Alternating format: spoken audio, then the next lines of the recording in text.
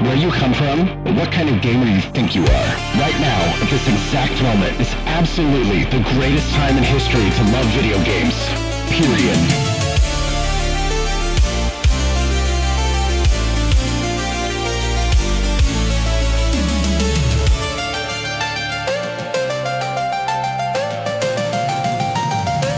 Umbrella Fight.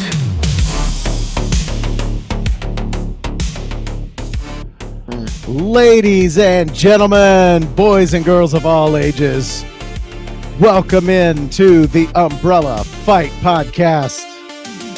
My name is Nathan, and we're here to talk about one thing and one thing only, and that, of course, is video games. Listen to that theme song. Banger. Oh, yeah. Can never go wrong with our theme song, man. You know what I'm saying? No, you can't. Absolutely. No, you can't. Well, welcome, everybody. This is the Umbrella Fight podcast, the one, the only podcast in the world that talks about video games and loves them as much as we do. Guaranteed. Yes. My good buddy John is joining us today. John, how you doing, man? I'm doing good. I'm doing good, Mr. Nathan. You know what? Before we kick off, I got to say, you are looking sharp, my friend. You got the tie on. You got the jacket. Thank you. Mm-hmm. You're like Thank you. John Wick, even. Thank you. Thank you. All right, before we get cracking, we of course are going to do the one thing that will bring us all together, and that is, of course, the collective quench. Hopefully you guys got a drink next to you. It's filled up with something that you love to drink, love to enjoy. Get yourself a cup or mug or glass, a tanker, chalice, a stein, a canteen, jug, or flask, a vessel of any kind. Fill it with your favorite liquid. Tonight is Dr. Pepper Zero Sugar Cream Soda for me. Lift them up, say it. Ooh, what you got? Oh, smoothie. Delicious. All right, lift them up. Say it loud, say it proud. Umbrella Fight, our circle tight. We shine together in the night with laughter loud and spirits in sync. Raise up your glass, and now we drink. We drink.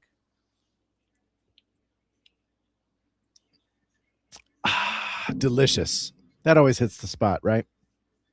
Mm. How's that strawberry mango over there? Good? It's really good. I didn't know Culver's had smoothies. So, Oh, really? Okay. Dude, they put like actual fruit in this. Nice. That's fire. No, and it's like good fruit. Like the mango is really good. The strawberries are nice and juicy. Like Extra mango-y, extra strawberry. Great smoothie. Would recommend. Love it. All right. Well, let's go ahead and kick things off and talk about some video games. John, what you been playing, my man? Yes. Before we get to that, may I take a moment, Mr. Hoskins? May I? You know what? Actually, you texted me earlier today, and now I just realized why you're wearing black. Yes. Oh, hold on, folks. Before we get to the sad part, hold on. we have a guest joining us, and I don't say that in a nasty sort of way. We have a very surprise, very exciting guest joining us. He's been out a couple of weeks. Let's go ahead and do the transition here. Boom. There he is, Devin, Big Dog. What are you doing? How you doing, man? Oh, doing good, brother. Doing good. Been busy. Excellent. Yeah, for sure. Oh no, John, you were muted just now. But that's okay. No. It was probably just for a second. Oh, no. It does dumb stuff.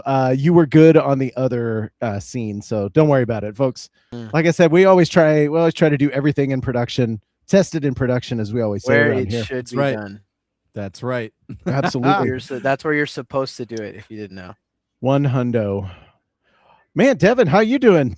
You feeling good? You missed our collective quench, brother. Yeah, I'm thirsty. I can tell. Yeah, that's okay. But hey, you know what? I'm super glad that you're here. I missed you Me last too. week. I'm sure Yes. John did. I'm going to speak for both of us. Yes. The Umbrella Fight original crew has assembled. Everybody in the audience, thank you so much for being here. You're welcome. Yes, you are blessed by my presence. Blessed by the Devin's presence. All right.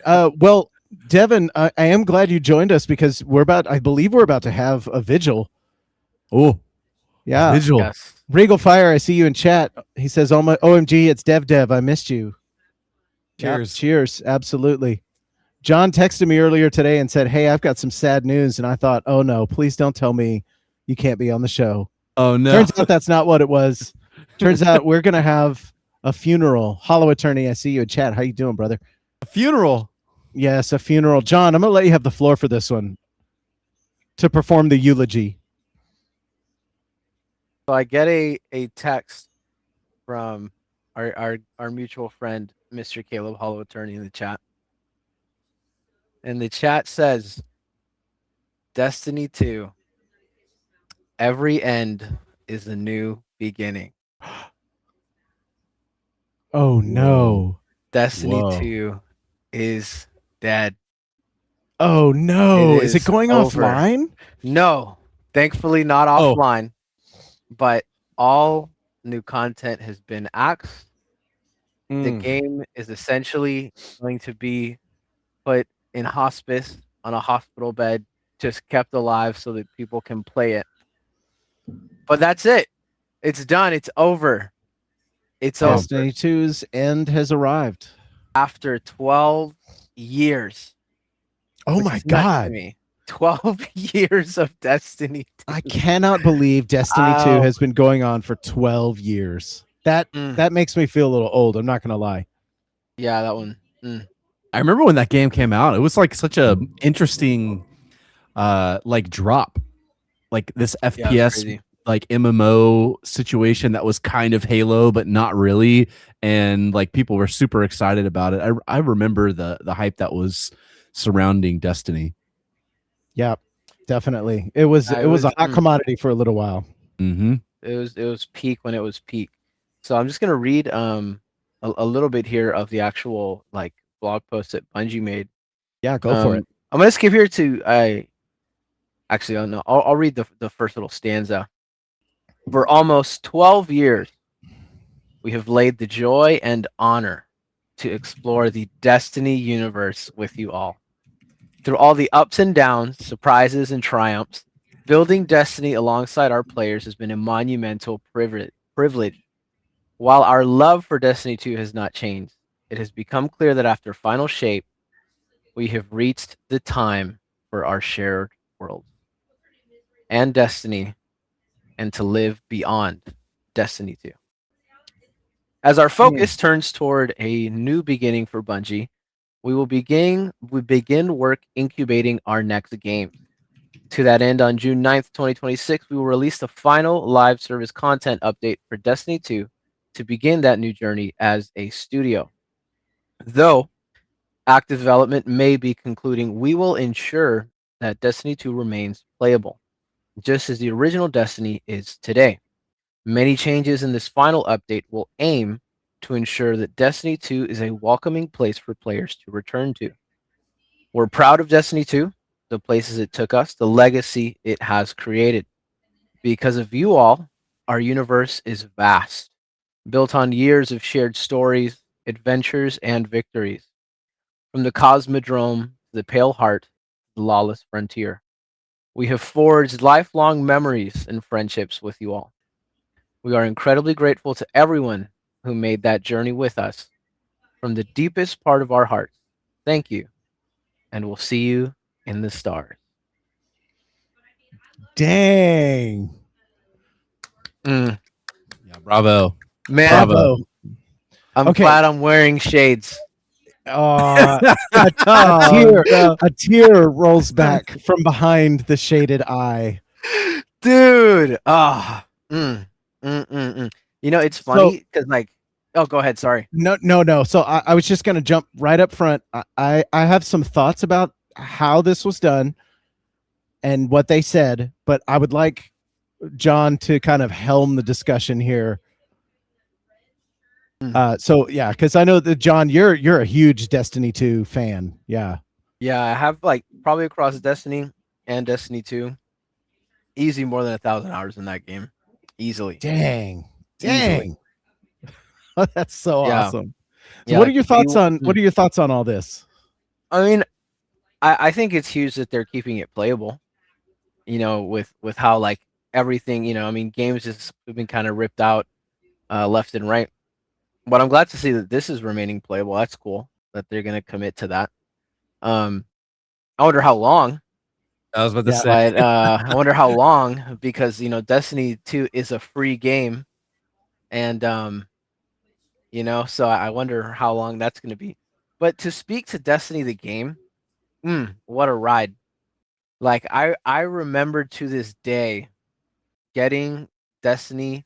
It was one of like our first Xbox games when we first ever got our Xbox One. We got the FIFA bundle. So we had FIFA and we had 2K16 and Mhm. Destiny were our games that we had with our Xbox One. We went from the Wii, just the base Wii, to an Xbox One in, I want to say we got it in maybe 2015, 2016. But Wow. no, yeah, we picked up Destiny, and to this day I remember going through the first mission with my brother, with Mr. David. And we only had the one Xbox. And what was cool about Destiny is you could make your own characters. So like I beat the first mission, and then I passed David the controller, watched him create his own character and him beat the first mission, and we would trade off missions. That is how we played Destiny, because we didn't know, right, that you could have more than one account on an Xbox, right? So we, the innocence of just the ignorance. And but through that, like, it was crazy, because with the Wii we were fully offline, so we didn't know that it was even possible to like talk to human beings from a game. Like we didn't know that. So like, that was our first ever multiplayer game that we played like that. And to go from starting the first mission to being max light, beat every raid, gotten every accomplishment done, like, wow, a privilege and an honor indeed, because we got some peak. And to go to Destiny 2, which I have my fair share of negativity towards Destiny 2, but there was some beauty in it. And that's what made me mad, right? Is because how can you have so much beauty yet filth in the underbelly? But that's neither here nor there. I won't speak ill of the dead. But at the very least, I will say that Destiny did shape me and my brother, the people that I played this game with. As an innocent kid playing through a game like that and feeling like a guardian, feeling like you're strong enough to protect and serve and fight. When I was 12, 13, I needed that. And with me and my brother, we had that through this game because it was all we played. And to see it gone now, it honestly makes me just look back at the gamer that was John when he first ever touched this game. And boy, I am content and I am okay with this. I am happy to see Destiny 2 get shipped off into the sunset than to turn into Halo. Sorry, had to say that. Brutal. But Sick burn. You're not yeah, wrong, man. shout out to Bungie. Appreciate you, you know, keeping it online. We'll see for how long though, because I'm watching you. I'm watching you. Free game. I don't know how you're gonna make any money off of it. So we'll see how long it stays on. But Are there so there's no like cosmetics you can buy and things like that? that's pretty much it. It's cosmetics. I'm assuming is how they would then make their money. Yeah. Battle passes, I guess. So Hollow says they're getting rid of the portal in the new update. Can you talk about that a little bit? I'm actually unfamiliar with a lot of the ins and outs of Destiny itself. Portal. Like, That's what you're talking, the matchmaking portal? I mean, that's what it says. All right, I didn't know that. That changes everything. Screw you, Bungie. The dead have been spoken ill of. Oh, dude, that's crazy. Okay, so that's right. I understand why. I guess, but ooh, That's gonna be tough because like I don't know, you need people to play that game. So Like that's so you would then you have can't just to solo that. Portal's like the matchmaking thing. So like if you don't Yeah. have that, what you have to manually go find people and invite them to parties and stuff, or go in with the pre-made squad, or what's the Dude, I don't know. I don't know how it So- would even look like. I did a quick search on Hollow says, nah, this is a good thing. I did a quick search on Destiny 2 Portal going away ? And the first three things are Destiny 2 has erased the portal in Renegades, and it's amazing. The second one says Oh, boring, grindy, and vindictive to veteran login players. portal. Destiny 2's portal. And then the next one says, did Bungie just hint that the portal could be going away? Which signals kind of like an excitement, I guess. So Yeah. says the Hollow says they overhauled the whole start menu and everyone hated it. So I think you might be thinking of something. Yeah, I thought different he was than talking what's about the going on. matchmaking portal. Looks like it's just the login portal. when Yeah, you it's play just the like game, which is actually horrible. Like I hated when they changed that. It's actually garbage. Okay, I'm not perfect. sure what So they were thinking. All right, I retract my statement. But Fair. no, that is a good thing. the switch ups are crazy, John. Oh, Yeah. one thing. Okay, this I will eulogy is say, a roller hey, coaster. I'm emotional right now. Unstable. He's lashing out. I'm in the anger stage. Yeah. One thing that Caleb did tell me is that Destiny had these really cool like limited time events that they would do. One big one was SRL, was Sparrow Racing League. So in Destiny you ride around in Sparrows, and there was like in Destiny 1 there was a racing event that came out, and it was peak, like actual peak. And they're bringing that back permanently, which I'm actually hype about. Would Loki play some SRL? So it's like that's pretty cool because like it's like the equivalent of like if League died and they made Earth a permanent game mode. Oh. Like that's like the equivalent to Destiny. So it's like imagine that, but Yeah. in Destiny. Right. It's So good. that's really cool. I wonder what else they're gonna do. Like, Hold on. Destiny. Wait. Oh, go ahead. Wait. SRL. Hear me out. Sparrow Rocket League. Huh? Hey, I'd play it. I'm just saying. I'd play it. Psionics and Bungie. I'd play it. A match made in heaven. Okay, continue. So Sorry. funny. No, you're good. Cause like you can play Destiny 1 right now. And so I wonder if they would bridge the two games. I feel like that would make sense. At least make it you can get it in one place. Since both of them are going to be in the same state essentially. Limbo but playable. Cool. Yeah, limbo but playable. But wow, I wonder what they're going to work on next. I wonder what's. I hope it's not a Destiny 3. Honestly, I hope they. Okay, I'm conflicted because Marathon came out and people are kind of not having a good time with it, but some people are. So I don't know. Maybe they lean into Marathon and do a Cyberpunk and make it good. You think that's possible? Maybe they'd have to really lock in. Yeah, I'm not sure. I don't think Marathon can just be what it is right now. Like I don't know. It would have to be like an overhaul of that game. I think more realistically, what they should do is take the hard work of that game, honestly, kind of rebrand it, but make something new with it, and then kind of go from there. Because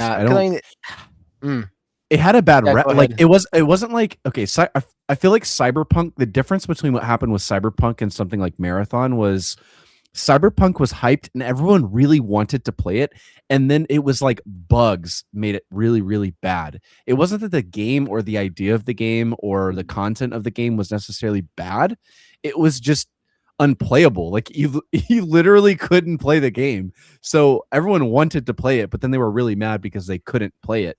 And so then when they locked in and they put a ton of time in optimization and making it like really, really well, like from just a playability standpoint, that's what brought everybody back. I feel like where Marathon really messed up is like content. Like they had so much they could have done with the game, and then they just didn't do anything with the game. Right. And so like there's just no content that people are excited about. It's like the framework is there, but they just didn't do any content. Agreed. Like I think they could keep that game mode. I mean, there's people that like Yeah, looter I think shooters. I don't think you have to I think that's remove it. it, but Yeah, I think you it's you game mode, right? yeah, I think it's game mode. Agreed. Like I think I don't know what they'd need to do, but because I was really surprised that it wasn't going to be more of like a PvE shooter, kind of like Halo, because that world is the lore of Marathon is extremely interesting, like really fascinating. So like there's a ton they could do with it. So I mean, I think keeping it as just a looter shooter would be not a wise move. Yeah, probably not. They whatever it is that here's what they truly need to do with it. They need to listen to their community members. Whatever their community members are saying, I want, do that. And whatever they say they hate, stop doing that. The formula is simple, right? I mean, from where I'm sitting anyway. Yeah. Because the people who want to play that game want to play your game. Yeah. And if you're doing good things to make it better, you'll attract more people.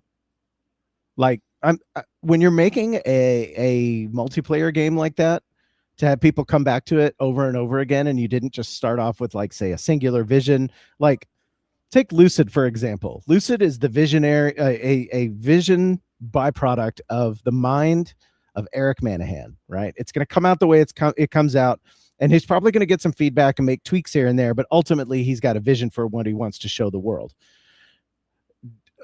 The flip side of that is a multiplayer game like Marathon that they unleashed on the world, and it's one of those things that's going to evolve over time. They're going to have new modes, they're going to have new maps, they're going to do this, they're going to do that. And for a game like that is supposed to be live service game, I think it's imperative that the audience who comes back to the game time and again kind of dictates where that game goes. Like, sorry, not sorry, your vision's cool and all, but what your fans want to see out of that, your vision matters about 70% of the strength that it would normally matter in a single player game, right? Yeah. And then the other 30% is tailor-made specifically by the demands and wishes, hopes and dreams of your community. And if you build it around that, what's the Field of Dreams quote? This is a boomer thing. Build it and they will come. If you build it, they will come. That's what it is. So if you build what they're looking for, they'll show up. I promise. It's Bungie. They're a big name.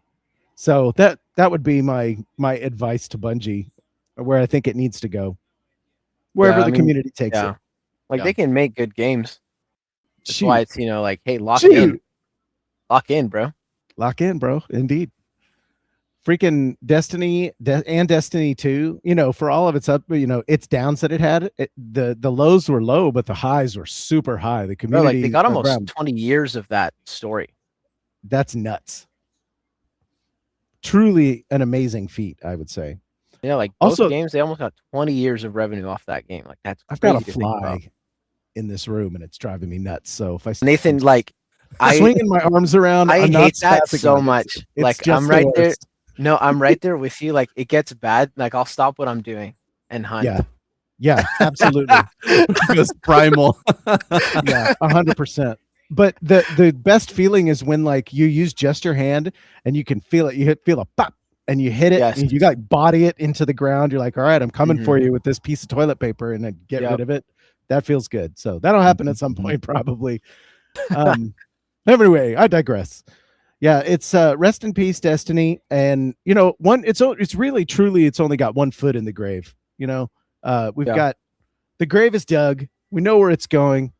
It's on its last legs in terms of updates. It's in hospice. We've got one more big push to update everything. And you know what? Actually, I can appreciate a game that goes on and does new things, but for me, as a more single player type of experience person, it actually is enticing now that the content is quote unquote complete for me to jump in for the first time and play some Destiny with some veterans and get shown the ropes, or just try to grind some stuff out by myself with randos. Like I think it's kind of cool, and there must be some sort of necessity for doing this. And I will also say that whoever crafted that message, I feel like they did a pretty good job. It's definitely That got was good. it's definitely got a corporate sheen to it in a way, but also there's some heartfelt language in that I feel like somebody wrote it a couple of different times and refined it, and just sticking in the little, by the way, we're going to keep it playable. I feel like that's a direct response to a lot of the things that we've been complaining about. They're listening to Umbrella Fight. We heard you. I hope so. They are. I hope so. They're listening. They are.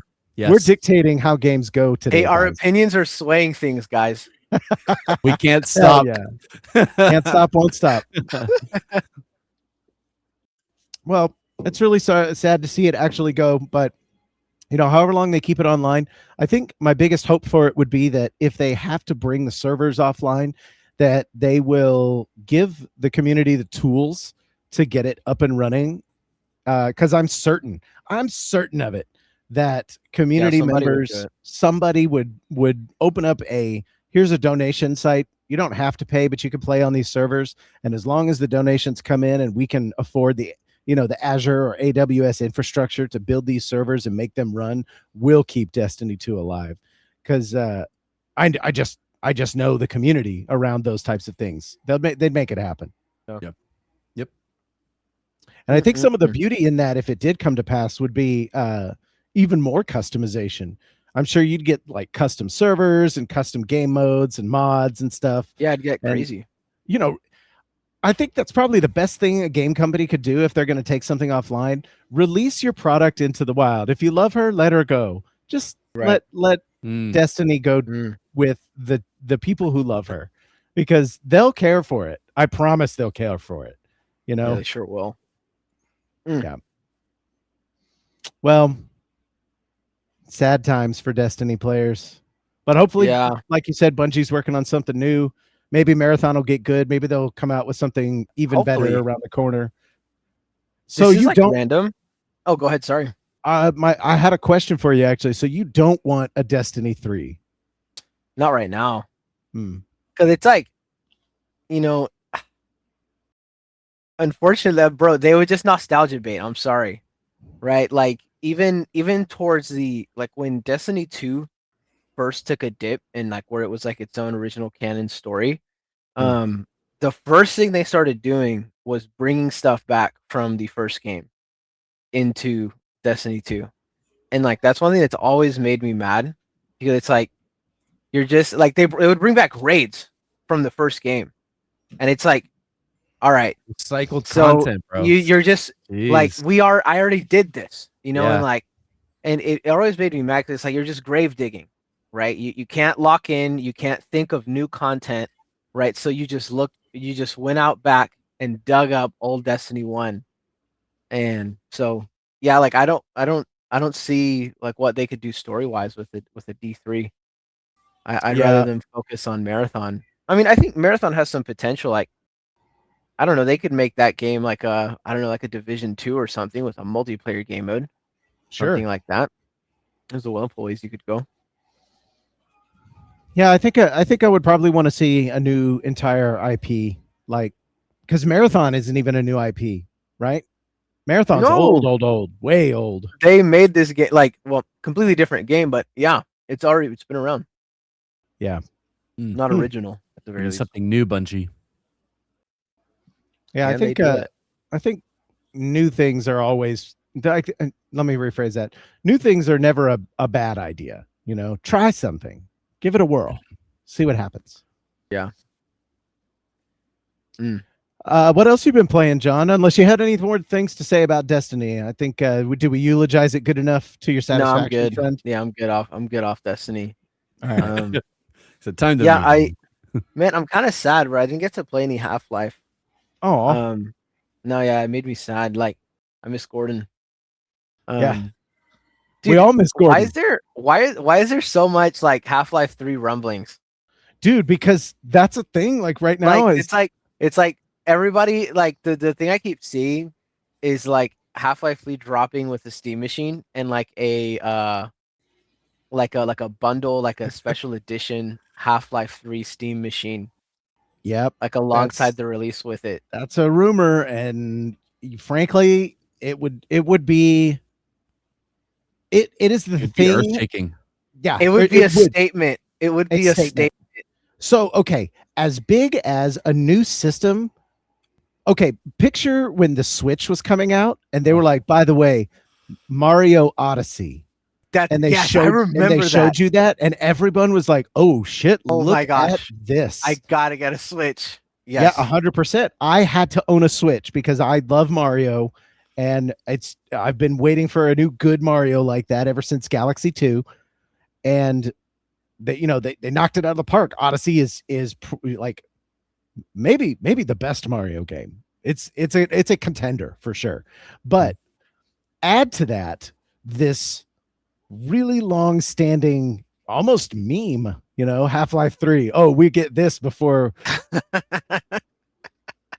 Yes, I would really love to see a shadow drop of the Steam box, whatever they're calling it, Steam machine, that is Half-Life 3 themed and or comes with Half-Life 3 or releases alongside it, whatever they want to do. And you know what I would love more than anything is if Half-Life 3 came out before Grand Theft Auto 6. Bro. Can you imagine the meme? We got Half-Life 3 go before we crazy. got GTA 6. I just want that to be true. It's never going to happen. Dude. And the Half-Life 3 memes are so funny. Like, I see them on Twitter all the time. There's an account that I see from time to time that it's literally just no Half-Life 3 today. Like, it just like it didn't come out, guys. Like, every single day. Every day. I've seen this one that's really funny where it's like Gordon strapped to a railroad track and like someone injecting copium into him. No Half-Life 3. Amazing. That's perfect. Yeah, there's that's probably the same Twitter account, but the one that I found is Half-Life 3 out yet? Is its name? Yes, yes. They literally just post no every day. No, it's not out, guys. It's probably the same one we're talking about, but I see it too. It does pop up in my feed. It's so funny. It cracks me up. Yeah, it's good stuff. No, so what if they what if they dropped it and it was a Steam machine exclusive? That's what I'm saying. Like, what if they did that? Like, what if they like you can only play this game on the Steam machine? Mm-hmm. I don't know how they would how I feel about that. I don't know how they would do it, but yeah, but like that'd be nuts. That's not going to happen though, and I'll tell you why. Lord Gaben would never let that happen. Right. Well, okay. So that's exactly what my next thought was too. I was like, yeah, no, that's not in their character. Mm-mm. They will. They would be a Steam exclusive. Yes, they would say this is a Steam exclusive. You can only get it on this platform, and you know what? It's Valve. They're right to do so. It's their platform. Everybody does it. And I just think it would shatter gaming for a while. It really would be a huge moment. No one would talk about anything else but that. Yeah, it would put like, especially if it did very well. Like where this, like in the same way that Half-Life 1 was revolutionary, like if it had that same level of just motion with it, it would change the entire gaming industry like Half-Life did. Agreed. Guys, what if Half-Life 3 comes out and it sucks? Yeah. No, don't do that. I don't want to play that game. Well, I mean, okay. But it ended so because all I've heard it's a cliffhanger. Like it's a massive cliffhanger. It is. So it's like it is a massive cliffhanger. Like so, it's like the story is there. Like it's so there. It's so there. I don't remember which account this is, so I'm so sorry. I'm stealing your story, dude. But it's like a gamer dad of some kind, and he was like, my son played through Half-Life this weekend. He loved it. This weekend he's playing through Half-Life 2 and he finished it. And his he said something to the effect of, my son then said, what happens in Half-Life 3? And I had to say to him, we don't know yet, son. We don't know. Yet. There's always hope in it. So then there's Half-Life Alyx, which some people were hopeful that was going to be 3, but I feel like if you're putting something out in the VR space, at least at that time when it came out, the VR space was very much a gimmick. Like, I'm not going to mince words about VR. It's sort of gimmicky. It is. It's and cool. I wonder if absolutely. I'm going to own a Steam frame. No question. I will buy a Steam frame. I'm probably going to get a controller at some point. They're selling out like gangbusters. It's out, by the way. And I'm probably not going to get a Steam machine. I have no use for one. I've got a badass PC, so I don't really care. But a Steam frame, like, I've played my kids' Quest 2 before. I played Resident Evil 4, about 2/3 of that game. Holy cow. Have you guys ever played a horror game in VR before? Oh, yes. I couldn't bring myself to. It's unbelievably scary. Like, and Resident Evil's not even that scary. Phasmophobia VR, terrifying. Oh my God. I had to come to the realization that I might not be a good person in a scary situation, like in real life, because I legitimately, so I don't remember which one it was. I think I've talked about this on the cast before, but it was like I was in this church. Like, this is like the first stage. Like, you walk into this church and like you it's so dark in the church, you can barely see the pews as you're walking up the aisle. And there's just a light. You're in a crime scene or something like that. This is Phasmophobia you're talking about? Maybe. No, I don't know. This is not Phasmophobia. I don't think. Do you know what game it was? Sorry, I don't mean to interrupt you, but no, I can't ever remember the name of the stupid game, but it was like one of the most popular scary VR games that was out there. It's a VR exclusive, I think. Okay, sure. Sorry, go ahead. But yeah, so you like get in this church and you're just in this center light, and you kind of know, like, okay, I need to get here, but like I'm kind of safe when I'm in the light. Like, nothing's going to happen until I leave the light. It's like, oh, hey, go over to this booth, like this like confession booth. And I'm like, I don't want to go over to the confession booth. I don't want to leave my safety circle. I can't see out of the safety circle. I'm okay here. Yeah, exactly. Dude, it took me, and like I have all my brothers around me, and they have it casted on the screen, like they're all watching, and I'm just like stuck there. Like it took so much of me to get out of that damn circle of light to get over to the scary booth, and then for literally nothing to happen to me at that moment. And it was like it was then that I realized I don't do very good in real life scary situations, I guess.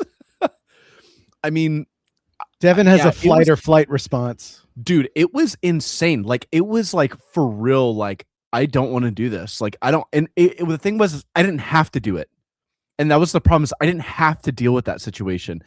Like, I don't know. Completely actually, yeah. So I did eventually start moving on in the game, and there was like scary things that happened, and it's fine. Like, I could like run around and get away from the scary thing or whatever. But dude, there was the moment of where I don't know, because VR is very immersive, and when it's done correctly, it is extremely cool. Yes, dude, it's extremely cool. I played another side tangent with scary VR games. I think it was just like a Left 4 Dead one. Oh my God, that was insane. It was super cool, but like it was kind of freaky. Like, I watched all of the Left 4 Dead series. I mean, dude, I've played scary games before, but bro, I'm telling you, there's just something different about like the immersion that happens in VR. It made it feel real. It made it feel like I was having to kill zombies. And that was actually kind of intimidating. It was like when something was charging at me, a different type of, hey, I see stress on the screen, a different type of stress that would happen. Oh yeah, no, I pulled up something that you're reminding me of. And you're right. It's so weird that VR does what it does. Mm-hmm. It tricks your brain. Yes, dude. Really effectively. Your brain can't tell.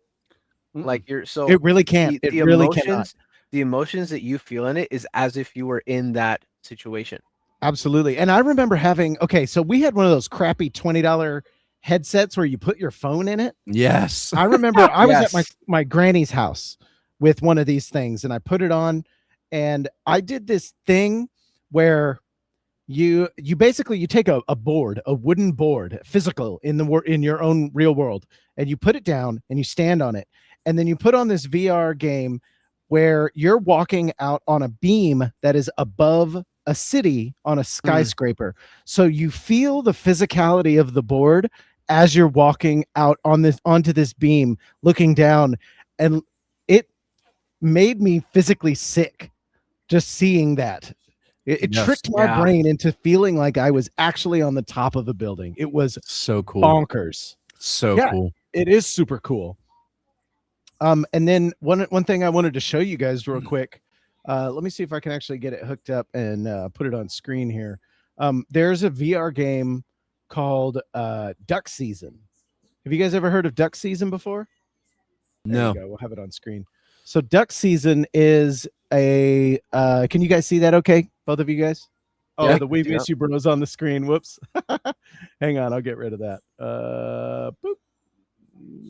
Nope, that's not it. I can't remember where it went. There it is. Okay, got rid of it. So Duck Season is a set in the late 80s. You've got your knockoff Nintendo Zapper, and you click play level 1, and then you go in and you're playing Duck Hunt live. Oh, Duck Hunt. Yeah. Yeah. So you have a shotgun, and there's your dog, and it's basically like, did you guys ever play Duck Hunt? Yes. What did everybody do? Shoot the dog. Yeah, Duh. because the dog laughs at you. Yeah, the dog laughs at you, so you pull the trigger and shoot the dog. So this game takes you through the journey of playing through Duck Season in this universe. This guy's looking. And you can like He's see gonna yourself shoot him. in the. Whoa, in the that thing. was weird. Yeah. Wait. I'm going places with this. By the way, I'm spoiling the shit out of this game. So if you guys want to play this in VR, you should absolutely not listen to the next 10 minutes or so of me talking, because I'm gonna show you guys what happens in this game, because there's a couple of things that made my stomach good drop shot. just watching it. Yeah, right. This guy's good. This guy's So oh, he shoots my the dog. God. He Shoots the domed dog, him. right? Yeah. So as you play through this game, you progress. You come back out of it in between, and there's your mom, and she says some stuff to you. Well, this game kind of starts to go off the rails. Let me see if I can. They do some like different missions with you. You get into VR, but there are several endings to this game. There's 7 different endings. One of which, let me see if I can find this. So here's your stuck forever. There you're in the game, and you have to don't let the TV break, but you fell asleep in front of the game. So now you're stuck in this TV forever, right? And then there's a canon ending. Let me see if I can find the crazy one. Yeah, there's your canon ending. So it turns out the dog is a serial killer. Oh my God. And he like looks up at, look how creepy that is. Oh, And he waves at you. heck no. Hell dude. no, right? Oh, Hell no. man. Hell no. It's so insane. And then there's also another crazy ending where you can shoot the sun, and then it nukes everything. So there's a lot of great little Easter eggs. And there is a crazy fiesta ending that's really silly. There's the one, this actually references Silent Hill 2. So you have one where it turns out the dog is actually controlling the whole thing. Like the Shiva. Yeah, it's nuts. But what I'm pointing out here is that this game has a really interesting and fun thing to do. But look at this. This is crazy. So you can throw this wizard book at different objects, and you can throw it at the Felix the Cat clock right here, and it takes you to this. And it's just all these Felix the Cat clocks staring at you. And imagine you're wearing this headset and these giant faces are looking down at you. This unnerved the shit I don't out like of me. that. Uh-huh. Look at that one. It's scary, don't- right? That one's not good. Yeah. That So anyway, was not good. VR, I think as a medium is pretty great. It has a long way to go so that it's not a gimmick anymore, but also there's just so much you could do with it, really, at the end of the day. And then Hollow Attorney mentioned Half-Life Alyx is one of the greatest games I've ever played. He says it's so insanely cool. I'm super curious as to what Half-Life Alyx, what makes it so great. So Hollow, if you want to throw some short words of wisdom about it into the chat. I don't even know where I was going. I just wanted to show off duck season because it's so freaking crazy. Well, we kind of I lost my train of thought. Yeah. Yeah. So we were talking about the release of Half-Life 3 on the Steam machine, either being, There it is. yeah, like, and then we talked about Half-Life Alex being maybe not Half-Life 3 because it's a gimmick. Yeah. It's maybe a little more gimmicky than they would want to present another Half-Life 3 as. I guess all this is to say, if they can do Half-Life 3 and do it in a way that the community is happy with, it will be a legendary, not even a comeback, just that's what a legendary return to, Dude, to the gaming space. Can you imagine Gabe Newell beating out Sony? Like that ever happening? Yeah. I can see Microsoft in the gaming space. Okay, but hold on. That's why I say like the exclusive thing it sounds horrible. But imagine they do an exclusive drop. Maybe they can't do it exclusive maybe to Steam machine. But like it'd have to be Steam. Yeah. I'm trying to think because like how could they make the Steam machine so utterly like dominant in the market? You would have to purchase it to get Half-Life 3. I think that would be the only thing that could, and I think it would. Can you imagine if that was the only way to play Half-Life 3? How many sales they would make for the Steam machine? Even console players would go for it because the orange box is a thing. Because from the console perspective, it would be like new console. Yes. You know what I mean? Somebody that's not maybe as aware of the PC space, it would just be like, oh, there's a new console and there's this new game. Yep. 100%. It would be, I feel like the Steam machine, it still is a huge gamble because, I've seen consoles come out and it's not that the Steam machine, well, let me roll that back. Actually, it's probably not as huge a gamble as some of the other non-Sony, Nintendo, Microsoft consoles that have come out because their downfall, the third-party quote unquote consoles, their downfall is always shit library. This game library is trash. Mm-hmm. A Steam machine's got, they don't have that problem. 30,000 games for it already. Yep. That problem doesn't exist. So maybe it's the least gambly third-party console. It's not even third party. It's like new first-party console. And I'm not gonna lie, it wouldn't. I could be a little bit upset about it because like, okay, come on, man. Like I have a PC. I just want to play the game. Maybe I don't have the money for your console right now. And I just want to play Half-Life 3, right? Like, so that's the people's perspective of it. But if I'm being honest, at the end of the day, I probably would still end up getting it at some point because I want the Steam machine. I do like the idea of having a Steam machine like for a entertainment center, right?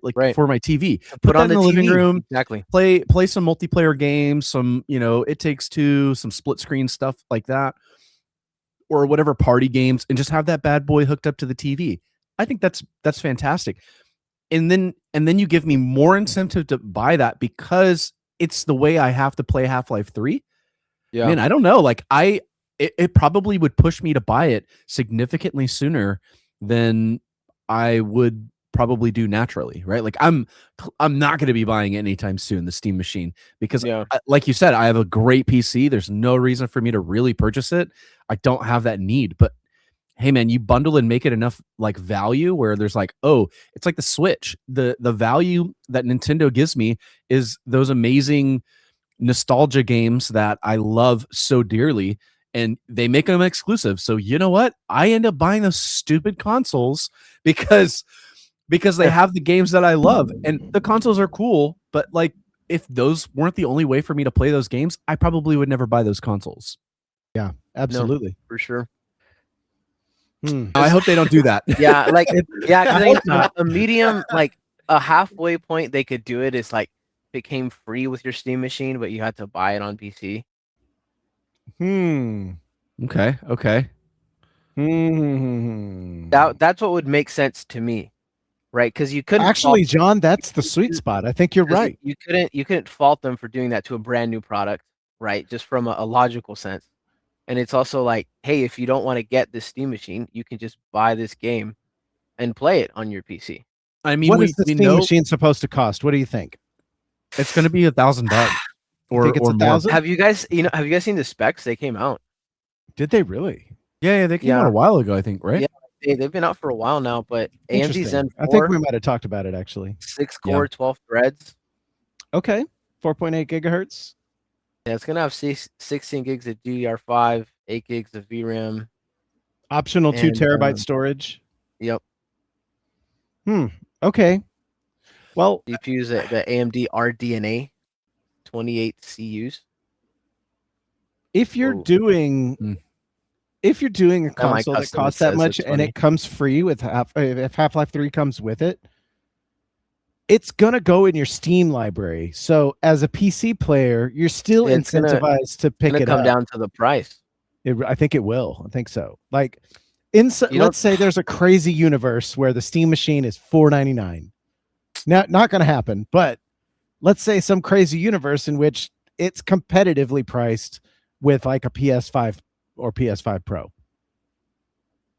I mean, Because a Pro that's a is really going good to run you proposition. about $600, right? Like around that, and So $5.99. I feel like I think it's I feel actually like more this than would that. be. I feel like this would be in the 600, 700 range, and Think so? even then, I feel like with just where, because this is a computer, right? Like, yeah, to normies it's a console, but it's a computer, and like where specs are, like where just like how much stuff costs right now. Like, I really wonder how they're gonna price this thing, because it's really gonna come down to that. Yeah. Well, from what I understand, I don't I don't think they're so a lot of consoles are subsidized by exclusive game purchases, right? They bank on that to kind of offset the cost of the hardware. I don't think Steam's model has ever been that. So I don't, unless they somehow expect to be able to subsidize that somewhere along the lines with maybe I guess a Steam controller or some other peripheral. I don't know how they could do a competitive price to a standardized console. Even the standardized consoles are having to start to get away from that because it's not even a profitable model anymore. So I think we're going to see this thing probably at a higher price point than we're used to seeing consoles at, for a profit margin. But I think that would be a beneficial thing for them if they were looking to do like a bundle deal, because then they're only eating to their profit margin just a little bit, right? They're not going to consume all of that profit margin. As long as they price it appropriately, right? I mean, again, I think it's going to be higher than people really want it to be. Genuinely, that's what I'm expecting, is it to go, oh man, like that's a lot. Like, I don't know if I can do that. I'm expecting that to be the feeling of it. So, but if that's the case, and then I don't know, you get Half-Life 3 for free instead of, I don't know, a $60 game or an $80 game, then I don't know, maybe that's a little bit more incentive. Like, just depends. I don't like that Gonna you be said an interesting $80 to see. game. I don't like that That at was all. but, funny. you know, That's funny. good Yeah, I good did joke, the- Devin. It wasn't a joke. No, I know that's the unfortunate part. They could price that game at $100 and people would buy it. Dude, that's not a lie. That I think if there were any other game that could do a $100 price tag, GTA 6 and Half-Life 3 are the two that could do it. Yeah. Like GTA 6 from the size of it alone. Please don't do it, Rockstar. I think it would be Half-Life 3 from the anticipation alone. I think people would buy it. I think there would be an uproar. I think people would be very mad because I think so as well. Because GTA has so much replayability. A Half-Life game is not necessarily a replayable game in that same context. It's a great game, it's a cool game, but Half-Life games they're single player campaign games. Beat the campaign. Well, now hold your horses. Okay. So horses held. I'm gonna go out on a crazy tangent. So just ride with me for a second. Let's go. Half-Life 1, they shaped the Quake engine into something brand new and built narrative into a first-person world, right? Mm-hmm. That was what made Half-Life 1 super great. Then they said, what else can we do to push this medium forward? Physics. Got it. So they took physics to the next level with Half-Life 2. Still same type of game, you know, first person campaign game, great characters, cool story. It went places. They did episodes 1 and 2. Then they did Alex. And Alex, which by the way, Hollow Attorney says mainly the physics engine. You can play around with anything. One cool feature is that beer bottles actually have liquid in them and react to gravity. LOL. Plus the gunplay is fun AF. So really it was taking VR and perfecting what VR could be, at least at the time. So what if Half-Life 3 takes the narrative campaign game and pushes it further into the space of, I hesitate to use the term AI generated, but There it is. there it is. Coming. There it is. What if they take this campaign game and you play it and it's different every time you play it? Every single time you play it. Not that I want that. But they But would I do might. some craziness might. like that. Exactly. That's my point. That's how big Half-Life was. That's how big of a landmark Like- title all of these have been up to this point. Bro, like be crazy. Gabe, if you're listening, I'm not saying do this. Please don't take it that way. But what I am saying is, if you're going to do something like that, just do it right, please. Just do it right. That's all I want out of Half-Life 3. Just do it right. I feel like he would too. Possibly. I've seen the tide of opinion on quote unquote AI games shift a little bit, because what I had seen previously of just like, you know, AI video game slop, it's sort of like the evolution of Will Smith eating spaghetti. The first one looked like dog poop, just terrible, awful, atrocious, hideous even. But now, I mean, it looks like Will Smith's eating spaghetti, you know? Yeah, true. And I'm not saying that I want technology to go in a way that we can just crank out whatever video game we want at any given time. But I am watching the technology get better actively, quickly. Yeah. I saw a quote unquote platformer that somebody pasted in some Twitter post. Not gonna lie, it looked pretty good considering. Now, there still is the argument for how did these AIs get to that point to make it? They were built on the backs of other games. Yes, I agree, and I'm not here for that. I don't want it to be that way. But isn't GitHub just a repo for other people's work that you can gank from? Yep. Isn't all code base basically built on the backs of the boomers that came before us? I was going to give the same argument. People are You guys running an ad block? Because guess what? It's pretty much the same thing, man. Unfortunately. There you go. It's break it down all the way. Yeah. So I'm saying maybe we should reserve judgment until the games that are being created for the next 10 years are in front of you to be played, and then you can tell me if it sucks. And it's fine if you want to stick to your like philosophical guns and be like, no, I don't like it out of principle. That's cool. I get that. Yeah. But also playing it might still feel just as good. Well, I don't even. I feel like in the gaming space, specifically, I feel dirty saying all this, by the way. I'm so sorry. no, because I feel like it's a valid conversation. I think it's good thought process. Not necessarily the way that you want things to be, but the reality of things sometimes is not always the way we want them to be. So I think the thought exercise of understanding that it's stop being a boomer about it, right? We have the mentality of right now, and I'm seeing it everywhere with all sorts of different stuff. Man, I saw several like graduation speeches from like these kind of mid-level or high-level CEO executives or something like that coming in doing a speech and being like, the next generation is going to be powered with AI to enter the workforce and all of that. And everyone was just like, they started booing them. The whole graduating class, the whole stadium boo. And he like That's it happened in hilarious. Wow. several speeches. I saw it in like 3 different wow. graduations. And Dang, dude. the students are pissed. Everyone's pissed. They're like, stop trying to you're trying to kill everything with AI. And there's validity to that. A lot of things are dying because of AI, but we've talked about this before. It's the new tool, and being able to adapt to the new tool and accept like what is it going to create for us.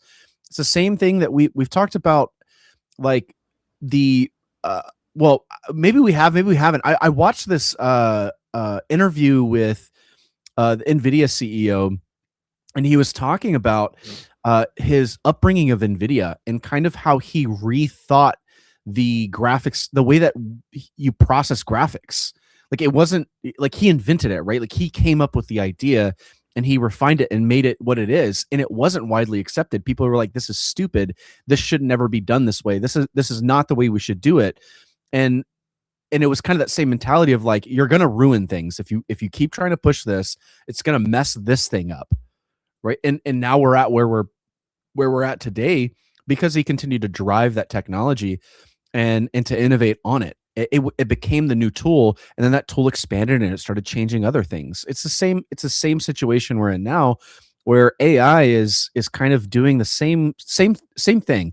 There's parts of it that suck. There's parts of it that I think we can go, oh, this is not ideal. This is not what we want. But it also may produce some really cool, innovative games. It may produce something like you were talking about, where, dude, let's talk like Utopia for a second. Every asset that's in the game is going to be hand drawn and handmade by a designer, but then the AI chooses which one to use out of that hand drawn AI or hand drawn graphic that developer created or graphic designer created and implemented into the game. And it chooses from those things with the AI which ones to use, and it builds the level out and it puts it all together and it designs it based on those parameters that they gave it. And it does that, right? And so now you're kind of leveraging the cool parts of AI to create this replayable game that's intended exactly the way it's supposed to be by the developers, right? And I think that it just opens the door to that. And there's going to be a lot of people that get it completely wrong. And we're going to get a lot of slop, and we're going to get a lot of messed up stuff. But what it does is, whenever it gets done correctly, I think what it does is it opens that door for, oh, this is the direction on how we use this tool. We're not there yet. Okay. Yeah, you're talking about now, actually. Yes. You're talking about what's happening in indie games right now. AI is I'm not even talking about AI. What I'm talking about is the accessibility and availability of all of the tools laid out on the desk. What do we already get? Fucking 90% slop. Have you browsed the Steam store?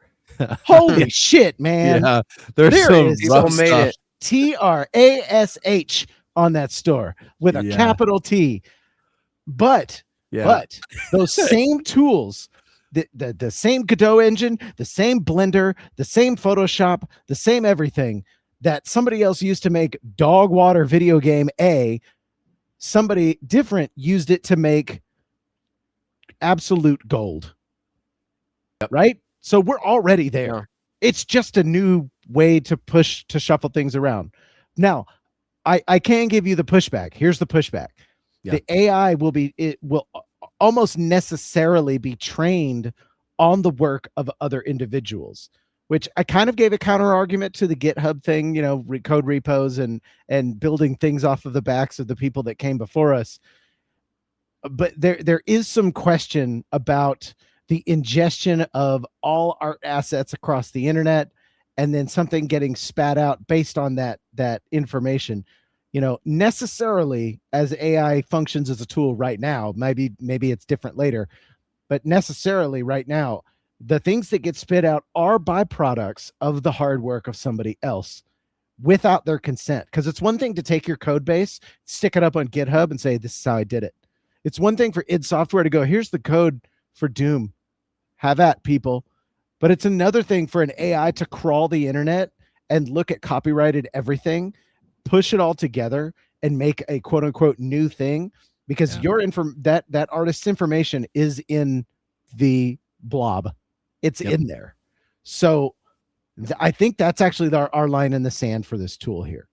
I think that's what we're going to need to figure out how to overcome. The tool has to get past the necessity for other people's work before it can become a viably usable tool and an accepted viably usable tool.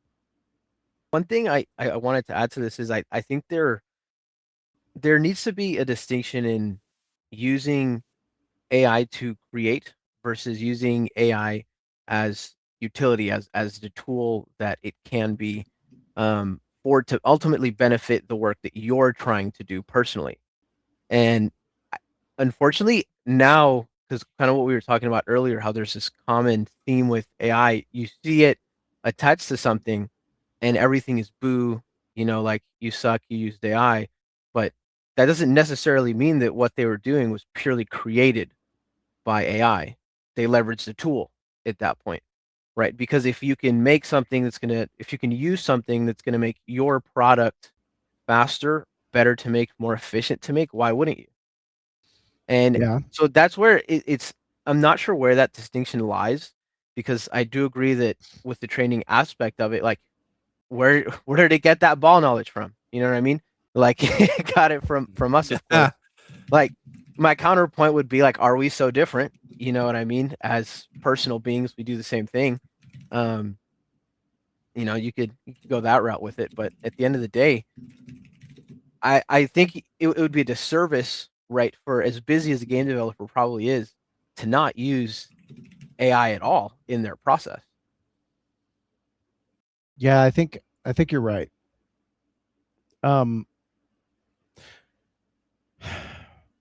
How can, this is just an open-ended question. How could an artist at this moment use an AI tool to create something without riding on the coattails of other people? I don't think that's possible. I don't think it is, and it's already done, unfortunately. And Like yeah. I think every studio's already leveraging it. Yeah, they'd be behind if they weren't. Yeah. Which is It's actually really unfortunate. I've used this analogy before when we got on our a previous AI tangent, but it's the new paintbrush, right? It's not real art if it's not on a canvas. Well, you can't just draw on computers. It's not real art. And then we draw on computers becomes the norm. Well, now we're the new tool, the new pencil, the new digital drawing pad is your prompt into a digital AI. I'm arguing against that notion. I disagree with that notion. I think the leap is too much, right? Or, no, not too much. Yes. So I'm not fully standing in that. That's not, but you're just like, okay. It's an exercise. That's the thought process that, like, I feel you have to combat, because the truth behind it is exactly what John said. If you're not doing that, if you're not putting the prompts in, if you're not getting the instant, boom, I have a super high quality image built out, then from a capitalist perspective, you will fall behind. Yeah. So what do you do? What do you do? I don't know, man.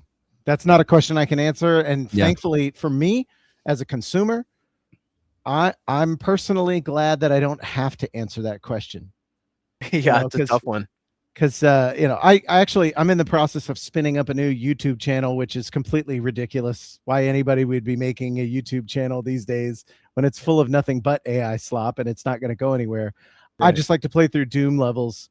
And I had them all hosted on the Umbrella Fight channel, but I took them down because I actually ran up against a problem that I didn't realize I was doing. I actually am kind of embarrassed about it, come to think of it. Whoa. So maybe minor confession time. The idea behind my Doom playthroughs was I want the levels to be presented to the viewer to show off how Doom looks or can look through the hard work, the lens of the hard work of the people who put the map together, who built the MIDI.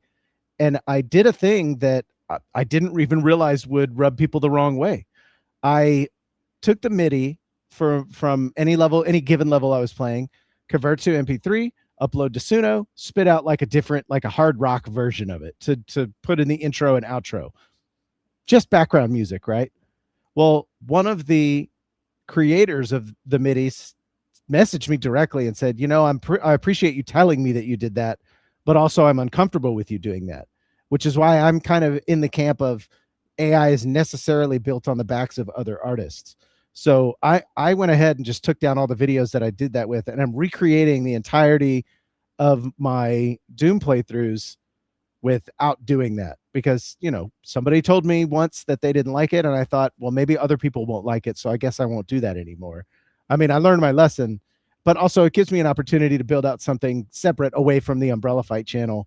By the way, it's called the Hellbound Archive. It'll be live pretty quickly here. I'm putting it together right now. But nevertheless, it didn't even occur to me that even though my intentions were good to showcase the hard work of somebody else, just leveraging the tool to do what I did with their music made them uncomfortable, and that's not okay, you know?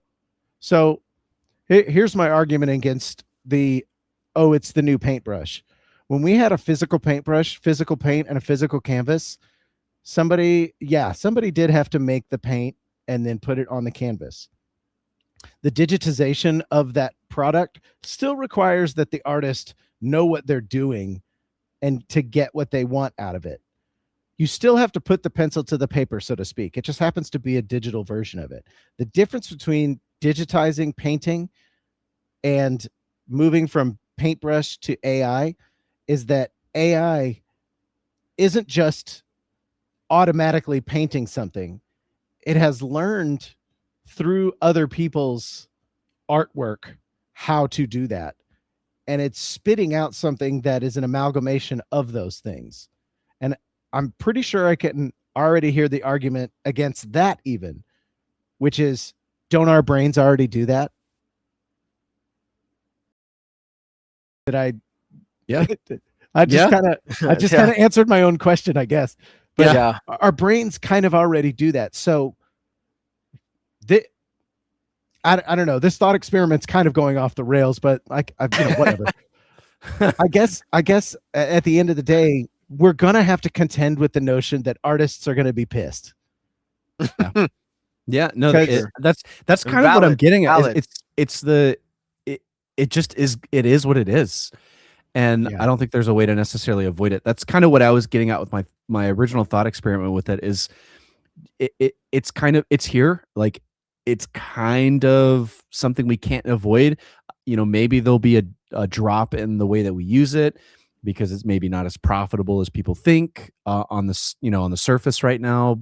And so maybe we see it dialed back a little bit in more, like a more niche use cases for it. But I mean, it's here and it's doing things. So it's unfortunate. Get creative with your prompts, I guess, artists. It's unfortunate. I mean, it's like I said, it sucks and people are going to boo at it and they're right to boo at it, but it also isn't just going to go away because people are mad. Yeah, it's Pandora's box. Mm-hmm. It's already opened. Yeah, Yeah. Unfortunately. Against our will, which sucks kind of more. We didn't get a Well, say. was it against our will for us to create digital cameras when that came around? Were film camera snobs not exist? Actually, I went to I have a degree in photography. Why? I don't know. But when I went to college, I watched my film photography professor. I had one professor that was cutting edge, digital everything. She knew how to use film, but also was very much in the space of, we use digital cameras now. DSLRs are a thing. The other teacher I had, he was an older guy, and he was very much not about it. He was like, the quality is not as good, this, that, and the other. Like, he had legit arguments against it. And at some point, I watched him change his mind. And he moved from using film to using a digital SLR camera. And so I think even as mad as people, as mad as they are, as legitimate as their arguments are, I hear you. But I think, Devin, you might be right. Pandora's box is open. The technology has been let loose. It's going to evolve. And I think the thing that's going to differentiate a product that was built on the back of AI and a handcrafted product is something that can't be quantified. and I think will actually shine through on the product itself, at least for the time being. And that's the soul of the creator who's putting their effort into it. Like, you could never have an AI spit out Lucid. I keep coming back to that one. It's just so unique. It's a very unique product born from the mind and heart of our friend Eric. You could never have an AI do that. It just isn't possible. It's so it's unique to his personal experience and his life. Yes. Yeah, that's what it's actually a game from his life. Yeah. Homie quit being an architect. I heard those big money. Bro was doing stuff. And he said, "You know what? I'm gonna go out on a limb and do this." AI can never do that. AI can never be people. And so there's going to be a value placed on that. That's going to be a tagline. No AI was used in the making of this product at any point. That's going to be a selling point at some point. It is now. But the question is, how do you you're prove still it? not wrong. That's crazy. How do you prove it? Yeah, because it's already gotten really good to the extent where a lot of things you could say that and people would just believe it. And a lot of that content is already out there. And there's also, let's be real, a huge sector of what makes video games, AAA in particular, go forward and have the number of dollars behind it. The people buying those games and pushing that level of money don't give a shit. That's right. It's already in the graphics cards. So it's already it's inside your graphics card already. You're looking at it. I am actually an AI, turns out. We're not real. No, yeah, this whole podcast was generated with AI. Awesome intelligence. No, but for real, yeah, it is a conundrum. That was an interesting thought experiment there, Devin. Yes. I'm back. Well, I don't think we need to beat that horse anymore. Yep. It might be dead. But severely. I do want to know, actually, since we were talking about Doom, I do have a new channel coming out pretty quickly, the Hellbound Archive. I'll be playing through. I have a lot of playthroughs already kind of in the hopper, but I kind of want to redo some things about it. I want it to be dedicated, not on the Umbrella Fight channel, because I feel like it was gumming up the works from the podcast and some of the other games that I play on here. But the Hellbound Archive will be strictly dedicated to Doom and the awesome stuff that I think is going on in the Doom map creating community. And real quick, I want to do, last week I started a new, I guess it's a segment, but, you know, a feature, I guess, of this podcast. I want to showcase our Doom WAD of the Doom WAD of the week. Let me go ahead and transition this over real quick. Oh, hello. Is it working? Yeah, there it goes. Can you guys see that? Yeah, sure can. Yep. Yeah, so I want to show this map off. By the way, this is being played by a channel called Alcar Curlomessi. Alcar Curlomessi. Shout out. It's only got 94 subscribers. Sling on over there and hit the like and subscribe button on this. This is Lullaby. Are you seeing this? This is Doom. Whoa. What's going on? Yeah, how did they do this? This looks insane. Dude, yes. There's like shooting stars in the background. Yes. So Lullaby is a map. I forget the map maker. I'll shout out the map maker here in just a little bit when we switch back. But this is this is like a bending of Doom into something that Doom hasn't ever been before. The architecture is incredible. I love the blues and the darkness of this whole thing. It gets real crazy later on. There's something called the Twisted Library. I'll go ahead and jump to that. Look at this thing. Whoa. I think this map is absolutely stellar. It's a single map, but it's very, very long. If you're looking at the lower left there, it says 918. That's how many monsters are in the map. It's enormous. So you go into this castle, you get to check out all these awesome little secrets, all these little areas. It's basically, you know, a ton of great fights all glued together with this theme of Doom guy is actually asleep right now. So the start of the map is you start off in Doom guy's house, And when you look on the bed, he's actually asleep, and there's a little ZZZ animation above his head. So this is Doom Guy's dream, and so it gets real crazy, real bizarre.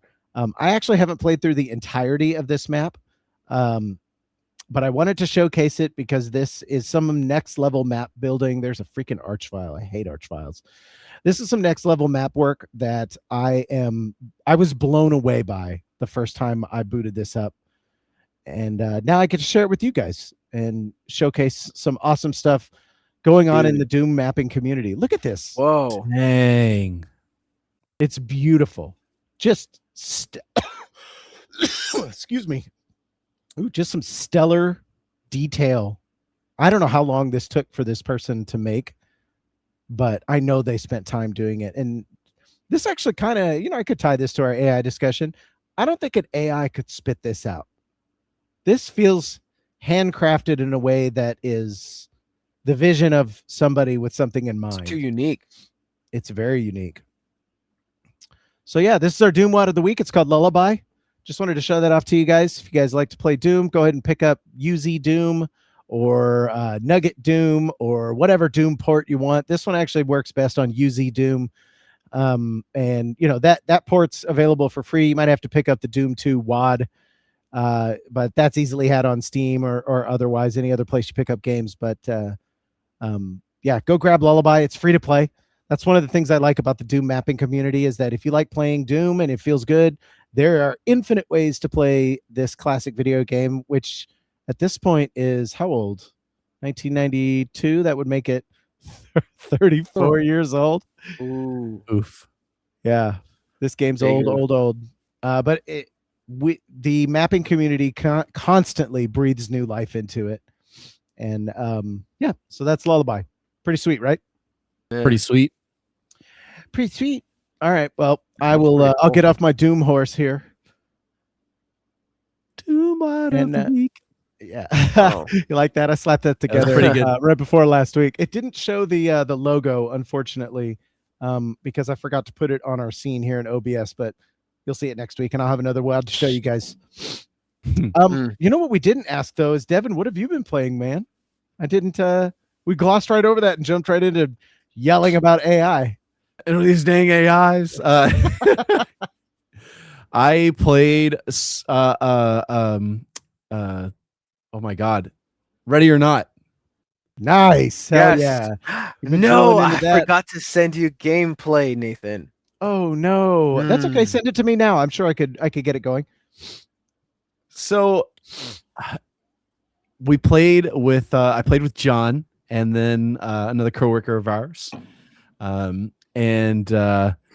it was a good experience. The first time I played with another one of my friends, and we kind of didn't know what was going on, and we just kind of ran through. We did complete the mission, but we got a bad score. I think we technically failed it.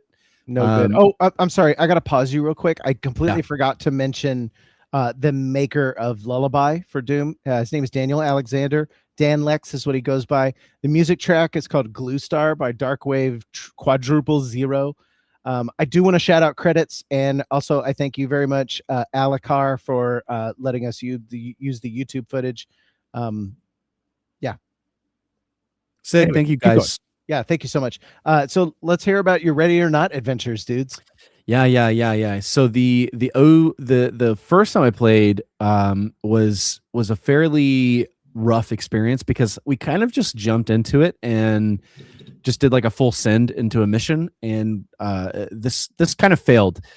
We talked about it before. I think I went in. It was the server room or whatever, or like this hacker guy who I think killed his mom and then kidnapped and held hostage his brother or something crazy. Yeah. So we talked about that and how we just completely fumbled that mission. But I played with Mr. John over here and another individual, and we absolutely had a great time. It was different experience. We took the time, we read the missions, all of the briefing material, and let me stop right there, bro, because the detail that they put into those missions is crazy. Like, it is immersive. It doesn't just explain the scenario in a way that would legitimately happen in like some sort of a task force that was going to go into like a SWAT style mission like that, but they give you all of the intel that they would probably get as well, like floor plans of the facility. And sometimes the floor, sometimes the floor plans are not great. It's just what the city had. It's like maybe I love that. That's so cool. Maybe it's like a satellite shot. Maybe it's the actual blueprints that was submitted to the county. Maybe it's like, so it kind of varies depending on the mission because, hey man, you may not have the schematics perfectly for every single operation you go into, but whatever you do have, like you're going to have something, right? Satellite view being kind of the worst, which we did do one of those missions because it was the mission was like this crazy cult place that, what did they kill, pedophiles or something? No, they killed rapists. It was all killed women. rapists. There's a bunch of women who killed. And they that killed is a crazy premise. But they were like sacrificing them. Yeah, they were doing like crazy stuff. It was, nuts. Scary. Do you really? That sounds like a service. It probably was. I don't know that I would be opposed to that, but yes. So like we didn't have much information on this building, right? This whole compound is really what it was. And so, but you get like we got a satellite view or some sort of like overview of the buildings, but you couldn't see anything else other than like the roof. And then they kind of labeled some of the things on the top, like, hey, this is like this type of an area, this is that type of an area, but there's no super big details. And then they give you profiles of some of the main suspects or individuals that they have intel on. Sometimes the intel that they have on that person is, hey, we really don't know much about this person, but this is what they've said. And not good person. Yeah, like, hey, they're typically they're off the grid type of a person, but we do know that they had a job over here. That's kind of all we got on them. But they're acting crazy right now. So clearly an unstable individual. Maybe be careful. So it's like, but sometimes it varies, and it's like, okay, they worked for this government agency, they were in this operation, they got fired and let go because of this, and like they have all this intel and detail on how this person's going to behave. So it like all of this detail in these mission briefings helped a ton. It turns out. Read the mission briefing before going on a mission. When you started saying this, I thought, oh, okay. So the first time you played this, you didn't get anything. I didn't read. It literally was like a SWAT team person going in not knowing what to do in a mission, and then you got fried. Yes, turns out you need to read that stuff. It was pretty important, and all of the stuff. Don't just read like the main overview, because that's kind of tempting to do. Is like just reading the main overview and then going out. Like, it's really important to see if they have a picture. Sometimes they'll have a picture of some of the suspects, and so you will need. You can't just kill them. You have to arrest them. So you got to know. Yeah, like sometimes you have to arrest them. Sometimes you need to kill them. Sometimes you need to like just apprehend them, right? So like non-lethals are important. You need to know what it is going in. Yep. So we took the time to do that, and I can totally see like a group of tactical players. They're all sitting around their computer. They're smoking cigarettes. All right, guys, we're gonna go over this briefing together, and they spend an hour just reading and talking and discussing how they're gonna approach this mission. I want to be able to do that so bad because I saw the video of someone doing that. Right, that's what sparked me wanting to get Ready or Not. Is I watched legitimate like trained military squad, like 5 guys. It was like 5 or 6 guys or something crazy going in on a mission in a hospital, and they go and raid this whole hospital. Just perfect. I don't think they got hit a single time, John. Dang. They went through this whole mission. Wow. Perfect. Like to a T, bro. They were blocked. One guy had like a bunch of door wedges, so he would constantly wedge the doors so they couldn't be flanked. So they would move through the building super strategically, and they have like, so I learned some tactics. They like everyone, you have a single file row tactic where you have like your first person, your second person, your third person, your fourth person, your fifth person, and everybody is kind of assigned. Like if you're the 5th person in the row, you have a particular duty, and and you're always kind of staying in that somewhat of a single file line. Sometimes you divert a little bit, but you always go back into that position based on kind of where the squad is moving. So you kind of may change your angle, but you're always moving in that formation. So you have like a squad formation. Everyone has their job roles. Everyone's got like it's nuts, and their communication was crazy, bro. It was insane. They just like knew what they were talking about, and I didn't know what they were talking about, but they were saying stuff, and it meant something, and it made it work perfect. That's so awesome. It's so freaking cool, bro. So we tried to do that. We didn't really do that well, but we did attempt a little bit. Where we would you kind of have to. So going through and adding in things like waiting and saying, okay, hey, I'm gonna breach the door in 3, and you're gonna throw a flash. So when I open this door, you throw flash, Devin, you're gonna rush in, and then I'll clear left, and then you cover the right hand side. Okay, ready? 3, 2, 1, execute, and boom. Then you go like bust into this room. Flash goes off. You go left. Someone goes straight. Someone's covering, the rear, making sure no one's flanking. So it's like you could. That stuff was actually a necessity to be able to play Ready or Not. It was. Yeah. Impressive, the way that they kind of that you're not going to go in and run and gun in that game. You will die. It's not forgiving in that way. You get suppressed really easily. So like if gunshots go off, your guy is like vision goes bad. You're struggling to move. It's rough. Yeah, it gets bad really fast, dude. That's crazy. Yeah, they did really, really good in that game. Yeah, I had a blast playing it though. It was I just messaged Kai saying, hey, we got to play again, dude. Like it's time. Like that it was too fun to not play. That's awesome. We gotta hop in. I want to hop into Discord and watch you guys struggle through that. Yes. Should be fun. How many missions are there in Ready or Not? Yeah, that's a good question. I sent over the link, Nathan. Oh, you did? Okay, yeah, sweet. So there wasn't that many missions actually, from what I could tell. I mean, it's a sufficient amount to like kind of get you playing the game, but it did seem kind of limited. Maybe 24 with the base game, maybe 30, something like that. Maybe I'm wrong. Maybe I'm missing missions somewhere. Now there is like a solo gameplay thing, and I don't know if that has like separate missions, but with the co-op online gameplay, it seemed to be around like 20 to 30 missions, something. It's more than 20. That's a lot. Yeah, that's a good chunk. Yeah. Well, I mean, it depends on how much you play the game. Like if this was like a nightly game, I mean, we played one session. I mean, we played a pretty decent session. It was like 4 hours. No, it was like 2.5 hours. Yeah, I think probably 3 around there. Yeah, and we went how through. Many missions did you get through in that 3 hours? I think we did 3. Right? That's still not nothing. Like maybe 4.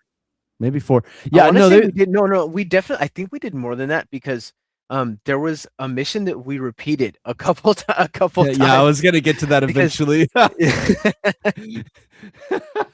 We did. Yeah. So yeah. Well, let me finish the yeah. So go ahead, bro. We did a decent amount of missions, and because the slower you go, realistically, the better you're going to do in the missions. Yeah, right? Sure. And I mean, I guess if you're maybe more coordinated, maybe have a little bit more experience, maybe you kind of optimize for that mission a little better, then you'll probably be able to execute. But it kind of rewards being slow, play methodical, be tactical. That's all rewarded. So it does take a little bit of time. And if you want to perfect the missions, if you want to go through and do like a perfect run, you're going to need to really take your time on those missions, study the mission, because they kind of, I will say this, they do mix the mission up. Even if you go back to play the same mission, they will kind of change things a little bit. Okay, so there is some like replayability. Yes. Each mission can kind of be replayed a little bit. I guess they move the suspects around a little bit. They move, there are some of them they have different spawn points, so you can choose Sure. to enter in from different areas, which changes the whole way you clear the map out. So it really does make the mission feel a little different. Like we had to do, we had a rooftop mission where we came on this building from the rooftop and we came down into the building, and then we start going through, and then we saw like, oh, this is one of the other spawn points you can get to, but it was like halfway through our clear of the mission, and we're like, oh, so it's like then you would have two different directions you could go if you spawn in the elevators instead of going in from the rooftop. So that would completely change the way the mission goes, especially if the enemies are spawning in different areas too. So Sure. I don't know. It was pretty cool. But we had this one mission. Bro, I read the mission off. I sense a story. I read the mission and it was oh, this mission was funny, dude. This was the first mission we did. We were kind of like, what do we do? It was kind of brutal, actually. Yeah. So this yeah. So that is one thing that this game does do kind of crazy is it really it puts you in like crazy like if you look at the scenario that we're in right now, this is bad. This is really bad. And there's your map. Oh yeah, we spend probably far too much time like yeah, goofing. we were in here for a minute. We were kind of learning how to do things, so there's a lot of like tinkering here with like how to set little spawn points. But essentially, a nightclub is just got raided, and there's dead people. Like, look at all these dead people. Oh man, they were massacred. John, you flashed in your light. It's funny. They were massacred, dude. And you hear like everyone's cell phones going off, like the dead people's cell phones. That's scary, dude. And you can imagine like these are really unnerving. That's me looking at one. Because you're yeah, go ahead, John. No, it was really unnerving. Like you could, because it was all the level of detail in it was crazy because it was different kinds of phones. Some were ringing, some just vibrating. Like it was really, really bad. And so like, what does that actually mean? It's probably like their loved ones calling like, hey, we know that you were out tonight. Were you at the club? Are you okay? Right? Like that's what they're trying to get. They're trying to call that family member, and they're just in a pile of dead bodies. Yo, that's that's nuts. Really bad. It was kind of surreal walking in that we all had a moment where we were like, oh man, dude, this is bad. Like this is really bad. And that's kind of what the game tries to do. It tries to put you in those scenarios where it's like a little unnerving. It's almost too realistic. Yeah, like it made me want to do better. That's a Cointreau in the game. I had to fight for the people. Yes. Yeah, like it made me like I want to get these guys. Like I have to lock in. This. Like we have to help them. There's a certain scene, Nathan, where in the big middle of the dance floor in this particular mission, mountain of bodies that they just dragged and laid on top of each other. This here is some sort of a entertainer lady strapped with bombs. She's covered in bombs. And she's like, help me. Oh my God. Like, don't hurt me. And she's like screaming. Wild.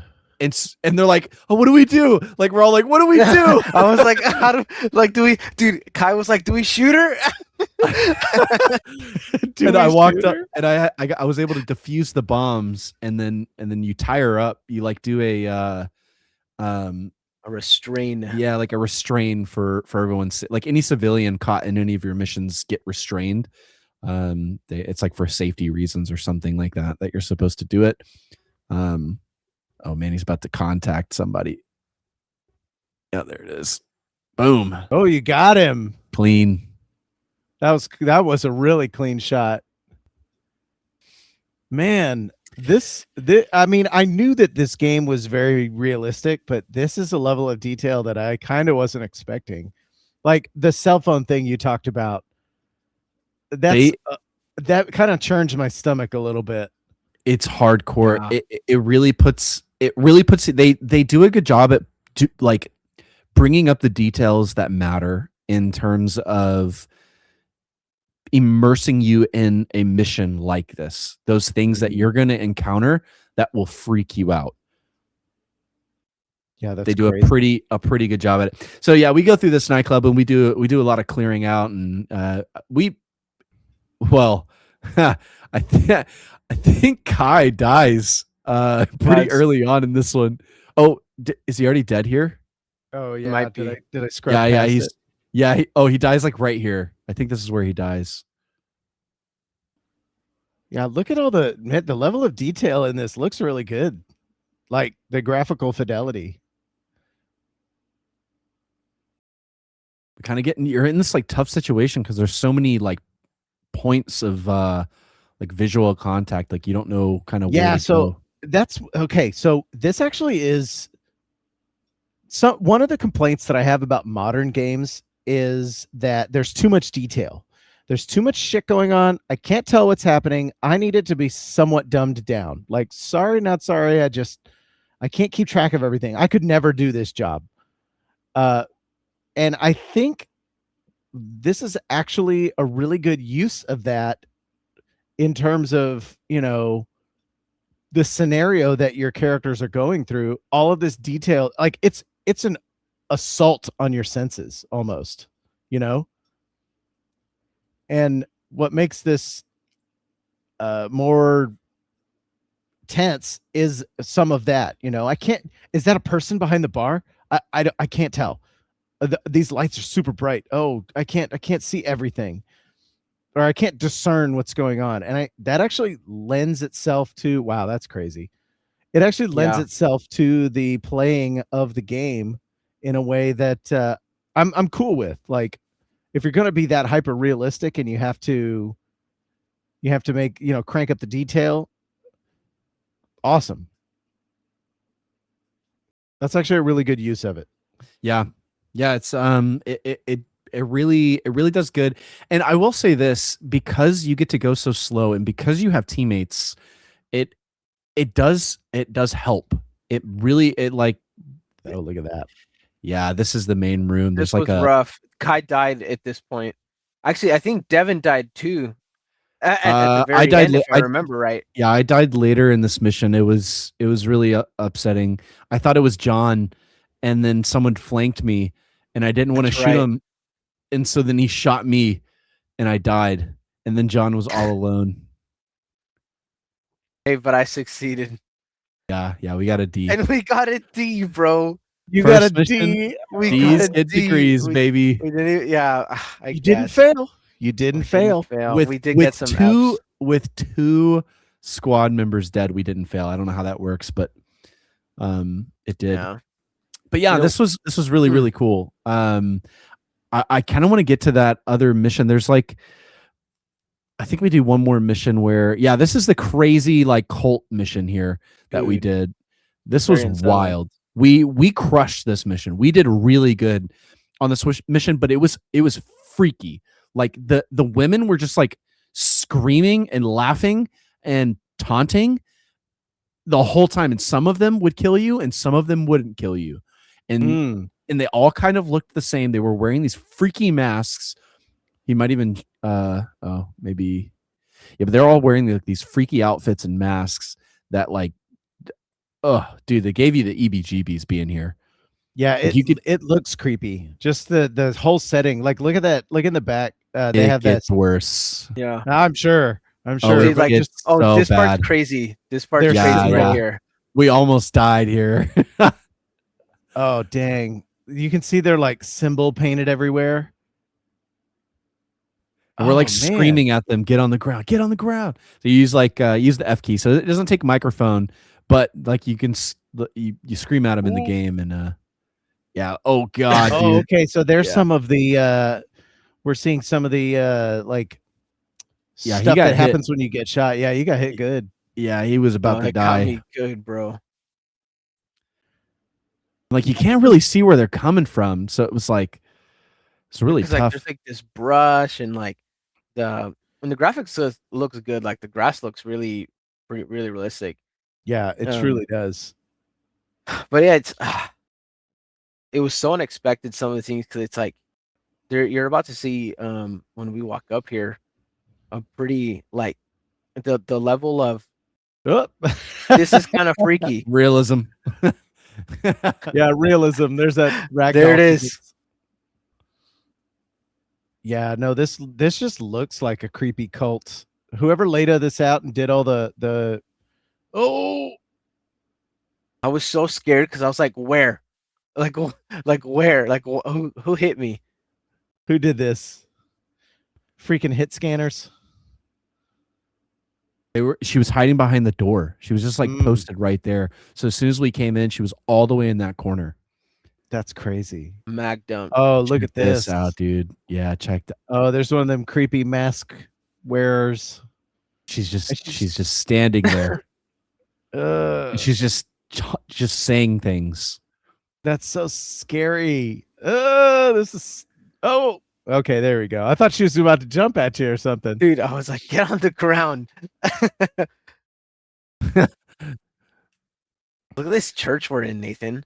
Yeah, look at that's this. what I was about to comment on, is like the layout of this church like type thing here. Carriers of the Vine.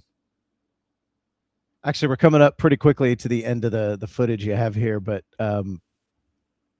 damn, it looks so good. This game is graphically astounding, actually. I was actually pretty impressed. I didn't realize it was that good. Yeah, I really enjoyed. So we had this other mission that I want to talk about, because it was probably exactly what you would expect to see with, you know, a mission that maybe SWAT would be called into. Maybe. So this guy, the mission briefing seemed really simple. It was like, hey, there's this guy, man, we really don't know much about him. But he's kind of posted up in his log cabin, and he just killed 2 officers. So he's definitely hostile, and he's trying to kill people. Like he's nuts. So we need you to go out here and get this guy. You need to subdue him. Don't kill him. We need him arrested. So try not to kill this guy. We get deployed into the mission, and Nathan, this guy was not just somebody who you didn't really know much of. This guy had a fortress of a home, like a prepper, bro. But it was like a janky, like log cabin-y built thing in the middle of the woods, barbed wire fences scrapped together with sheet metal, booby traps everywhere. So when you go storm the building, like it seemed like it was going to be, hey, it's going to be 3 of us against 1 of these guys. That's it. And you pull up, and it's this fortified like home full of booby traps everywhere. Whoa. And so we go in, and immediately we're like, oh God, like this place is going to have traps like they didn't tell you that in the briefing. That was not mentioned, by the way. You just kind of had to surmise that. We just kind of assumed based on the way it looked, and boy, were we not wrong. It was like layers of traps everywhere. And if you made one wrong mistake, which we did, open a door without checking the other side of the door with like your little secret mirror, you would end up like John and I, with a bomb in your face, and it would kill you. And so like you would open this door, and then big explosion, you're dead. Dang. Mission over. Like it was it was insane. Go next. Yeah, the guy would come, like he came out our first run. So we're like not even to the building yet. Like Kai was doing something. So we were waiting for Kai to come back. And as I'm like walking up to the building, the guy comes out of his house and just starts unloading on us. We were like, Dang. oh my God, get down. He kills all of us. What Mission a psycho. over. So like off rip, we go into this mission. We're like, oh, this is going to be a simple mission. We don't even get to the house. We all were slaughtered. Dang. we're like, oh, this mission's no joke. This guy is nuts. This guy wants blood. Wow. And you see him, and he's in like this scrap together. Like it looks like he has like pelt on. He's got some metal armor on. He looks just like a what's that movie or that like Mad Max vibes. It's kind of like the a energy you get raider. from him. Yes, A that's the raider of energy you some get from kind. his house and his armor is Mad Wow. Max.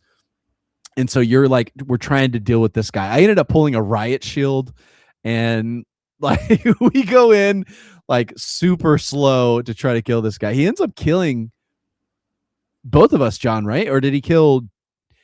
Yeah, he killed me and you, and then Kai killed him. I died. I think yeah, that's exactly what happened. Kai was the one who got him at the end. So he ended up still taking 2 of us out before we could complete the mission. I think we attempted that 3, maybe 4 times. Damn. That And was he just OP. one guy, one small house. And he was just a menace, just crazy, dude. And well, there was some other guys in there. I think there was maybe 1 or 2 other guys. Yeah, it's like some in the house. goons. Yeah, they were easy enough to kill, but They were like minions of sorts. yeah. Just some crazy, some other crazy sidekicks of his or something. Damn, dude. That's cool. I love that the game just goes different places. You know, it's not just another coat of paint on the walls. It's a completely different take on the whole thing. You know what? It actually makes me think a little bit of it's like Payday a little bit. Yeah, Like, no, it is. Yes. Like when you Yeah, no, I remember actually, it's yes. those vibes. It's those vibes when you play it. dude, because I remember playing Payday 2. One of my favorite missions is there's a bank. There's several banks, but there's a particular bank that I probably played that bank 70 times. And we got real good at knowing where the guards were going to spawn. Like we understood the mechanics of the game and broke it down. But going into it and not knowing like, okay, what's the patrol route of these 2 guards? Do we have one in the parking lot? Stuff like that. It's like the opposite side of that, you know, the SWAT team version of that, not knowing exactly what's going to happen. Were the booby traps moved around at all? Yes, yes. It was So you had to like when you go in, I assume you were like, okay, we've got to look for tripwires. We've got to look for Yes. you know, notches on the door for something. Be mindful. That's Yeah, super cool. Yeah, you can't just run. Now I want to play that game. Bro, it was fun. It was so so sick. fun. Like I want to play it. I can see why it caused a bunch of uproar too when it came out, being that it's so realistic. You know? Yeah. No, and it, like I said, like going through the off rip, doing the nightclub raid was like almost traumatizing. It like you were just walking through there, and it was just man, the dead bodies piled up and the cell phones going off the whole time was enough to just make you feel weird and uncomfortable going through there. But yeah, that's wild. But also in the same way, it made, like John said, it made you lock in. It made you want to do good. It was like, I have to do this for these people. Gotta get them. Like we have to put an end to this because like all of these people are dead and more people can die. And it was like, it put you in that mindset of like, we have to do it. It's us. It was kind of nuts. Like I saw like there was a shift. It was a shift when John said it first. He goes, guys, these cell phones. Dude, it was crazy. And we took a moment and we were just like, whoa, they're just going off. Like these are their families trying to call them. This is dad. John, you would notice that first. I feel like you have such an empathetic soul. You would notice that. Yeah, but it shifted the mood of the mission where it was like, okay, no, we have to be serious here. Like we have to lock in. This is real. Yeah, this is real. And that makes those games so much more fun. When you take it serious like that, man, whoa, it's super cool. I thoroughly appreciate a game where because it's one thing to play camp, RV there yet and do like camper slop and just be a dumbass and smoke cigarettes and then like pee off the side of a cliff. But then it's another thing to like, guys, real lives are at stake. Real digital lives are at stake here. Yeah. we need to lock in and take this seriously. That's so cool. I love it. Yeah, it was super fun. That's it. Yeah. That's ready or not, man. It's Ready or not? Yeah. Here it worth goes. playing. Yeah, I'd just like to add Hell one yeah. thing. Just one quick thing. Sure. Devin team killed, not me. Whoa. Who I shot did called out, team bro? kill. Who shot first? I Who didn't shot team first? kill. I didn't team kill. Who shot first? Nathan. John shot me I first. gave him a little love tap with my Glock on his foot, and he domed me. I don't take chances, bro. I think that was your fault though, John. I'm gonna place Retaliation. the blame on you. Sorry, not sorry. There's Love still a tap on the crime in foot. what I. There's Hey. still a crime in what I did, but I was just defending myself. Hey, I didn't team kill though. That's Yeah. the thing. That's a good point. So I'll give you some credit for that at least. He shot first. Well, guys, I think we're coming up on the end of our show here. We're gonna go ahead and cue up the music. Let's go. Great discussion as always. Always amazing. Man, there's some other topics we didn't get to, but we'll get to them next week. Yeah, guys, Hollow Attorney, Regal Fire, thank you so much for being in chat. We're super glad to come together, finally, all three of us, and have a good time talking about video games. It's always wonderful when you guys are in chat and you can feedback to us. We love that you guys are here. We love that you're listening to this now, if you're listening to it as it's posted on Spotify or your other favorite platforms. Yeah, man. Call your mom, call your dad, call your family, call your friends. Tell them that you love them. Life is too damn short. So we're going to give these guys some hearts in the cameras here. And we'll see you guys next week, 9:30. Peace.